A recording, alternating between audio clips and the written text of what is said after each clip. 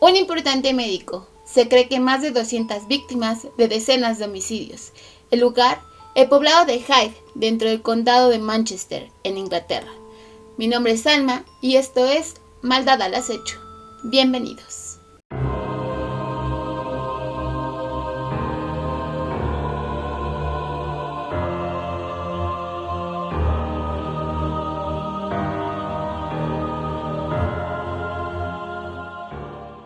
El día de hoy les voy a platicar sobre un caso sumamente impactante y un poco largo porque realmente encontré bastante información acerca de este, y se trata sobre el Dr. Harold Shipman, un médico que logró inmortalizar su nombre, no tanto por su benevolencia, sino por los asesinatos que cometió a lo largo de varias décadas.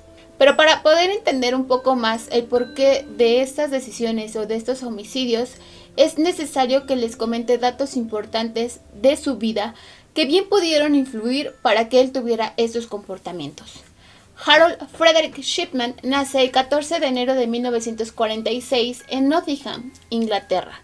Es el segundo de 3 hijos que tienen una pareja humilde y trabajadora. Harold desde muy pequeño mostró una gran inteligencia y habilidad por la escuela.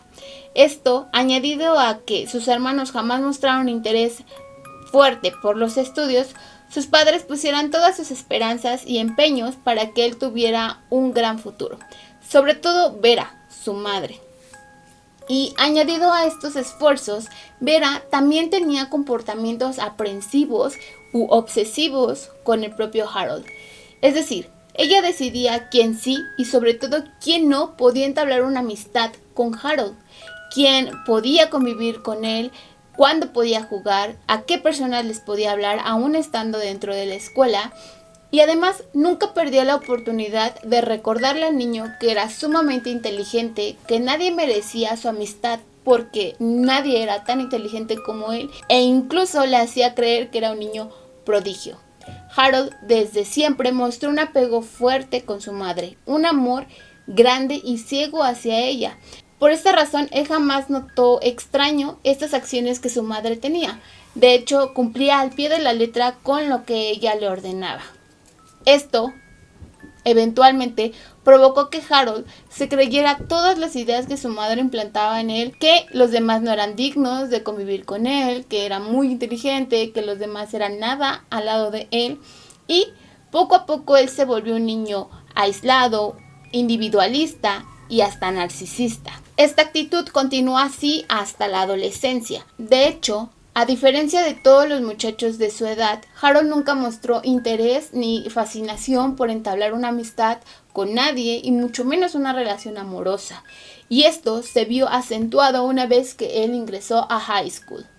En esta etapa, él fue aceptado en una de las escuelas más importantes y prestigiosas en esos tiempos, y de hecho era una escuela sumamente exigente a nivel académico. Harold en un principio bajó sus calificaciones de manera notoria por esta misma exigencia, lo que provocó que él se empeñara, se esforzara y se obsesionara aún más con aumentar sus notas, sus calificaciones, para no defraudar a sus padres, sobre todo a Vera.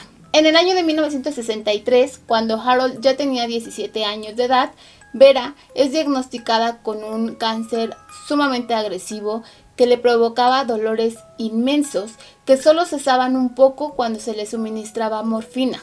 Como el chico siempre se la pasaba pegado a su mamá cuando él estaba en casa, fue testigo de los efectos que la morfina podía tener en su cuerpo. Desde ahí tuvo gran fascinación por esta droga y por empezar a comprender un poco más todo el proceso que conllevaba el ingerirla. Unos meses más tarde, debido a este mismo cáncer, específicamente en junio de ese mismo año, Vera fallece, y esto naturalmente refleja un dolor sumamente fuerte para Harold, quien desde ese momento se empeñó en estudiar medicina y sobre todo, claro, empaparse sobre todos los medicamentos que podían ser fuertes, controlados y sobre todo que reducían el dolor en las personas. Una vez que termina high school, él intenta por primera vez ingresar a la Universidad de Leeds para estudiar medicina, pero no alcanza el puntaje suficiente. Y este fracaso provoca que Harold se empeñe aún más, se obsesione más de nuevo y haga un segundo intento del examen. 2 años más tarde, cuando él tenía 19 años, logra entrar a la Facultad de Medicina en esta misma universidad. Es hasta este momento y hasta esta edad en que Harold decide abrirse un poco para entablar una amistad con una chica llamada Primrose Oxtoby. Eventualmente ella se convierte en su novia unos meses más tarde y después ellos esperan a su primer hijo.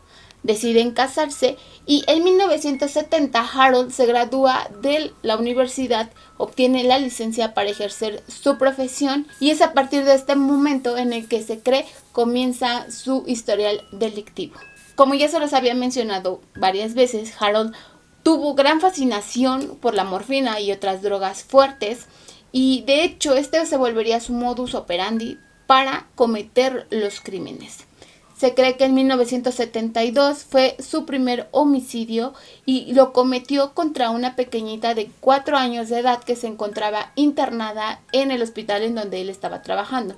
La niña padecía parálisis cerebral. En una ocasión, la madre que se encontraba con ella en su habitación ve a Harold como médico y le pide que por favor la cuide un momento en lo que ella va a comprarse algo a la cafetería. Cuando ella vuelve al cuarto, la niña ya había fallecido. En 1974, 2 años después de esto, Harold y Primrose se van a convertir en padres por segunda ocasión, lo que obliga a Harold a buscar un mejor trabajo, algo más remunerado, y ambos deciden mudarse a Todmorden, Yorkshire. En este sitio, Harold ya se volvió un poco más abierto, un poco más alegre, y de hecho fue bien acogido por sus nuevos compañeros en el nuevo hospital. Sin embargo, unos meses después comenzaron los problemas, puesto que Harold no sabía convivir con otras personas, no sabía trabajar en equipo y sobre todo, cada que un enfermero se quería acercar a sus pacientes para suministrarles medicamentos o tomar muestras de sangre, este se enfadaba, incluso con otros médicos que por casualidad llegasen a hablar con los pacientes. En 1975, las autoridades se dieron cuenta que desde el hospital en donde trabajaba Harold se hacían pedidos exorbitantes de petidina, un analgésico fuerte y de venta controlada. Esto tuvo al doctor bajo vigilancia durante algunos meses y de hecho efectivamente él desde hacía bastante tiempo se había vuelto adicto a este medicamento. Unos meses más tarde, sus propios compañeros descubrieron que efectivamente Harold falsificaba algunas recetas para autosuministrarse este medicamento. Ellos deciden acudir a las autoridades para informarles acerca de esto. Harold presenta su renuncia y es internado en un hospital para llevar a cabo una rehabilitación. En 1976 se le procesa por los cargos de consumo de drogas y falsificación de documentos. Además, se le somete a estudios psicológicos, psiquiátricos y médicos y por motivo de los primeros 2 crímenes que les comenté, él es obligado a pagar 600 libras. Sin embargo, como nunca encontraron las muestras o alguna prueba de que algún paciente hubiese sufrido daños debido a la adicción de Harold, se le otorgó de nuevo su licencia para seguir llevando a cabo su labor como médico. Un año más tarde, en 1977, Harold se postula para llevar a cabo el puesto de médico en el poblado de Hyde. En esa entrevista, él se abre, se sincera con los directivos y les comenta que efectivamente él tuvo un problema de adicción, que estuvo bajo tratamiento, pero que ahora ya se encuentra totalmente rehabilitado. Esta sinceridad hizo que se ganara la confianza de los directivos, que además vieron en él una gran inteligencia y una gran habilidad para socializar con los demás y decidieron darle una oportunidad para volverse médico en Hyde. De hecho, trabajó en ese hospital durante 14 años, hasta agosto de 1992, cuando él decide que va a iniciar por su propia cuenta. Va a abrir ahora una clínica privada que de hecho se volvió exitosa desde un principio, sobre todo en la población de la tercera edad. Esto debido a los horarios y servicios que Shipman ofrecía. Indudablemente esto le dio un brutal reconocimiento, respeto y cariño por parte del poblado de Hyde. De hecho, nadie ponía en cuestionamiento los diagnósticos del doctor y su empresa, su pequeña clínica, ahora se volvió un negocio familiar, pues trabajaban con el Primrose, su esposa, y sus 4 hijos. Sin embargo, hubo alguien que pudo notar que algo extraño estaba sucediendo en ese pueblo. Se trataba de la hija del dueño de la funeraria del pueblo, llamada Deborah Van Brugh. Ella se dio cuenta que gran parte de las personas que fallecían y llegaban a su funeraria provenían de Hyde, de la clínica de Shipman, o que incluso en algún momento habían sido pacientes de él. Esto a ella se le hizo muy extraño y sobre todo algunas otras características. Por ejemplo, que se trataba en su mayoría de personas de la tercera edad, mujeres, adineradas, y que sobre todo no se tenía conciencia o conocimiento de que tuvieran un historial médico pues grave, o sea que no tenían ninguna enfermedad que pudiese llevarlas a la muerte tan repentinamente. Además, se añadía a todo esto algo sumamente extraño, y es que Shipman era quien curiosamente les llamaba por teléfono para informarles sobre el fallecimiento de estas personas y obtener el servicio de funeraria, e incluso él se encontraba la mayoría de las veces en la casa de estas víctimas. Pero todas estas dudas que Deborah tenía sobre el Dr. Shipman eran muy difíciles de esclarecer o muy difíciles de comprobar, puesto que su credibilidad, el respeto y el cariño que se tenía hacia este era sumamente alto. Deborah, desesperada, decide acercarse a Susan Good, una doctora que trabajaba en la clínica de Brooke, que se situaba exactamente frente a la clínica de Shipman.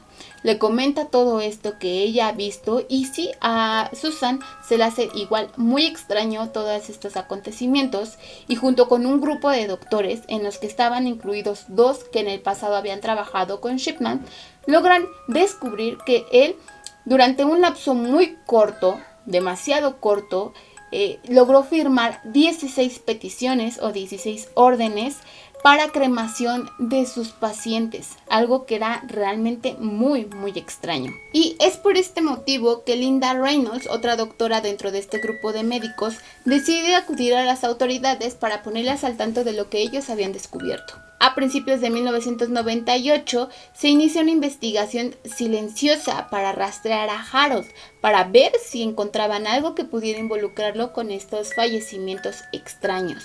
Sin embargo, no pudieron corroborar absolutamente nada, y esto hizo que la investigación se pausara en ese momento. De hecho, tuvo que ser el propio Harold Shipman quien cometiera un gran error para que pudieran poner fin a sus homicidios. Les voy a platicar exactamente qué fue lo que ocurrió.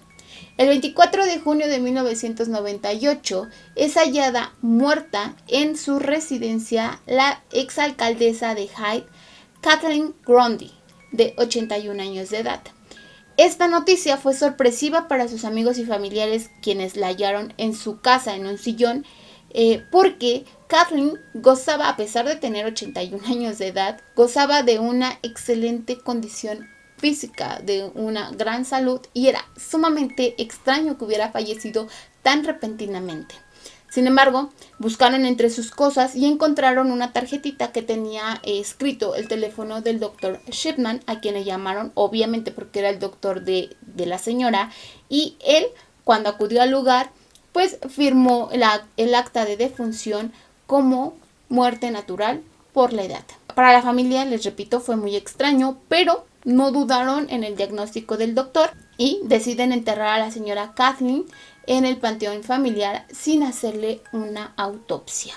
Fue unas semanas después que Angela Woodruff, la hija de Kathleen Grundy, recibe la noticia por parte de los abogados de la señora que su madre había decidido de un momento a otro cambiar su testamento, desheredarla a ella de todos sus bienes y poner como heredero universal a su querido doctor de cabecera, el señor Harold Frederick Shipman.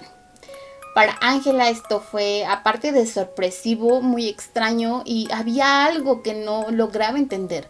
En primera, pues esta había sido una decisión repentina por parte de su madre, además de muy extrema. Y en segunda, porque el documento, el testamento, había sido escrito en máquina de escribir. Y Kathleen no tenía máquina de escribir y todos los documentos los solía escribir a mano. De hecho, era muy extraño este punto y va a ser muy importante para más adelante. Angela decide llevar este documento ante las autoridades para que lo investiguen y se decide que el 1 de agosto de 1998, o sea, unos meses después, se exhumara el cuerpo de Kathleen Grundy y al mismo tiempo hacer un allanamiento en el hogar y en la clínica de Shipman, en donde recuperan algunos historiales médicos, una computadora y una máquina de escribir, que después de unas investigaciones se comprobaría había servido para escribir el testamento de Kathleen Grundy. De hecho, dentro de este mismo documento encontraron las huellas digitales de 2 personas que eran pacientes de Shipman y que habían servido para firmar como testigos. Del propio Shipman también encontraron las huellas digitales, pero jamás hallaron huellas de la señora Kathleen. Y después de unos meses de espera por la autopsia del cuerpo, se descubrió que Kathleen Grundy había fallecido por una sobredosis de morfina. Además, los investigadores lograron obtener las evidencias de las adicciones de Shipman en el pasado y por todas las pruebas que lo involucraban, se decide arrestarlo el 7 de septiembre de ese mismo año bajo los cargos de falsificación de documentos públicos y homicidio contra Kathleen Grundy. De hecho, el mismo Harold se enfadó, se ofendió por estas acusaciones y se atrevió también a acusar a la señora Kathleen Grundy de ser una adicta a la morfina, que de hecho esa había sido la razón por la que ella había muerto por sobredosis. Obviamente nadie creyó esto y se continuó con una extensa investigación en la que se logran exhumar algunos cuerpos de pacientes de Shipman y en ellos resaltan los siguientes nombres. Me voy a dar una pausa para leérselos tal cual son: Mary West, de 81 años, Irene Thorner, de 67, Lizzie Adams, de 77, Jean Lilly, de 59, Avi Lomas, de 63, Muriel Grimshaw, de 76, Mary Quinn, de 67, Kathleen Wastaff, de 81, Bianca Pomfret, de 49, Nora Thuthall, de 64, Pamela Hiller, de 98, Maureen Ward, de 57, Winfred Mellor, de 73, Joan Melia, de 73 y Kathleen Grundy, de 81 años. Todas se descubrió que habían muerto por sobredosis de morfina y todas habían sido pacientes de Harold Shipman. Esta noticia evidentemente conmocionó a todo el poblado de Hyde y provocó que muchas personas se preguntaran si sus familiares que habían sido pacientes de Shipman habían fallecido víctimas de sus actos atroces. Harold fue acusado formalmente por la muerte de estas 15 mujeres que les mencioné antes. Sin embargo, las investigaciones continuaron, se hicieron aún más grandes y se logró obtener un número aproximado de 250 víctimas del Dr. Shipman. Esta noticia ahora ya no nada más era local ni en el propio país, sino había sido ya internacionalizada. De hecho, se le puso el seudónimo a Harold como el Dr. Muerte. El 31 de enero del año 2000 se le sentencia formalmente a Harold a 15 cadenas perpetuas, una por cada víctima que se pudo comprobar su culpabilidad, más 4 años por falsificación de documentos públicos. Sin embargo, Harold siempre negó todas estas acusaciones, jamás relató alguno de estos homicidios y sobre todo siempre mostraba una actitud arrogante, una actitud déspota ante el juez, ante el jurado, ante los abogados y nunca se tuvo una explicación del por qué él realizó estos actos. Sin embargo, después de algunas pruebas psicológicas se intentó comprobar algunas teorías. La más fuerte era que Shipman era tan arrogante que creía que él podía tener el control entre la vida y la muerte de las demás personas y por esto cometía los asesinatos.